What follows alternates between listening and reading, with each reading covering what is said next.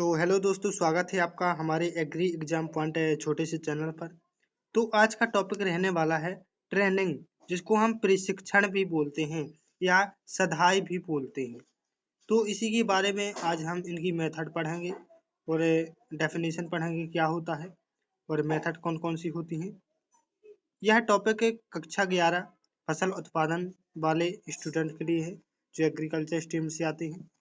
तो चलते हैं, देखिए ट्रेनिंग की यदि बात करें, यह पौधों के हिस्सों को चयनात्मक रूप से हटाने की प्रक्रिया है।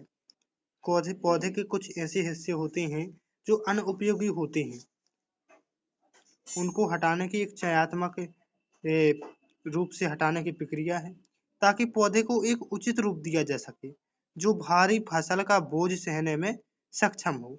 ये ट्रेनिंग या सधाई या प्रशिक्षण कहलाता है। फिर यदि बात करें तो प्रशिक्षण की 3 विधि होती हैं। एक तो होती है केंद्रीय अग्र प्रारूप प्रणाली, जिसे केंद्रीय अग्रलेख प्रणाली भी कहते हैं।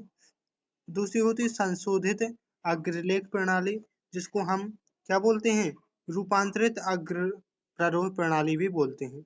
एक होती है खुला केंद्र प्रणाली, तो खुला को यही बोलते हैं, खुला केंद्र प्रणाली। तो चलते हैं, देखिए पहला है केंद्रीय अग्ररोहण प्रणाली।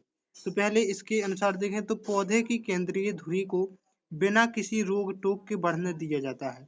पौधे की जो केंद्रीय धुरी होती है उनको किसी प्रकार की रोक टोक के बिना ही बढ़ने दिया जाता है, वो केंद्रीय अग्ररोहण प्रणाली कहलाती है। यदि ये आपको अच्छी न लगे तो ऐसे भी लिख सकते हो कि इस विधि में या सधाई की या ट्रेनिंग की इस विधि में मुख्य तने को नहीं काटा जाता है तथा इस विधि से सादा हुआ वृक्ष जो होता है सुंडाकार होता है, पिरामिडाकार होता है। ये आपको कुछ लिखना है कि पूछा जा सकता है केंद्रीय अग्रारोह प्रणाली जो होती है उसमें साधा हुआ वृक्ष किस आकार का होता है, तो पिरामिड आकार या सुंडाकार होता है तथा ऊंचाई अधिक होने के कारण इस वृक्ष में फलों की तोड़ाई और स्प्रे करने में अधिक परेशानी होती है, क्योंकि इसमें कहा गया है केंद्रीय धुरी को बिना किसी रोक टोक के बढ़ने दिया जाता है। तो वृक्ष क्या हो जाता है, अधिक ऊंचाई वाला हो जाता है, तो इसमें फलों के तोड़ने और दवाई का स्प्रे करने में अधिक परेशानी होती है केंद्रीय अग्ररोहण प्रणाली के अंतर्गत। इसमें आपको याद रखना है कि ये जो वृक्ष होता है जो जिसको हम सदाई करते हैं इसी विधि से, तो वो कैसा होता है, पिरामिडकार या सुंडाकार होता है। इसमें एग्जाम्पल की यदि बात करें तो सेब में करते हैं, आम में करते हैं एंड स्पोटा और पियर में करते हैं, जो आप जानते होंगे।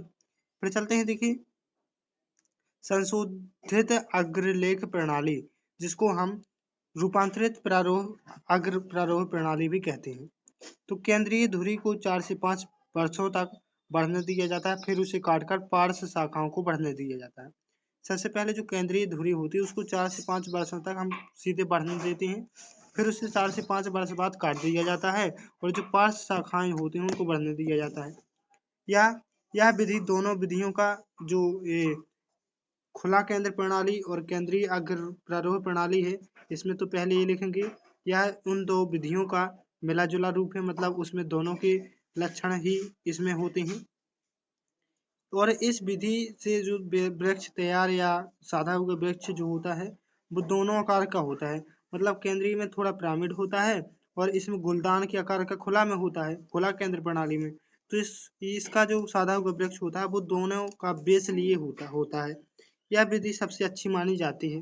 संशोधित अग्रलेख प्रणाली जो है सभी दोनों विधियों से अच्छी मानी जाती है और वर्तमान में सबसे अधिक प्रयोग भी की जाती है यही विधि। तो इसको हम रूपांतरित अग्र प्रारूप प्रणाली भी कहते हैं, आपको याद रखना है। यह apple, pear, cherry, plum and guava में की जाती है। गुआवा नहीं, अमरूद होता है, ठीक है। फिर चलते हैं, देखिए देख सकते हैं आप किस प्रकार साधा हुआ वृक्ष है। यहाँ ये आपको सुंडाकार या पिरामिडाकार भी दिख रहा होगा और गुलदान के आकार का भी दिख रहा होगा।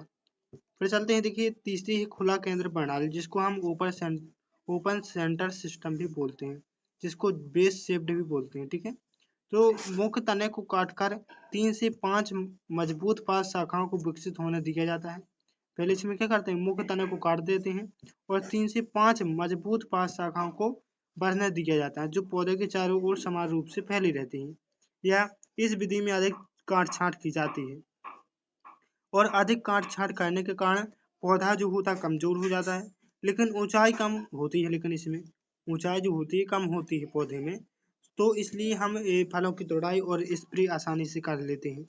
इससे मैंने बता दिया था पहले आपको, जो सादा हुआ वृक्ष होता है या तैयार जो वृक्ष होता है वो गुलदान के आकार का दिखाई देता है। कैसा दिखाई देता है? गुलदान के आकार का दिखाई देता है, जो आप इमेज के माध्यम से देख सकते हैं। तो यदि वीडियो अच्छी लगी हो तो हमारे चैनल को लाइक और वीडियो को लाइक और शेयर जरूर करें, और यदि चैनल में नए हों तो सब्सक्राइब जरूर करें। Thank you.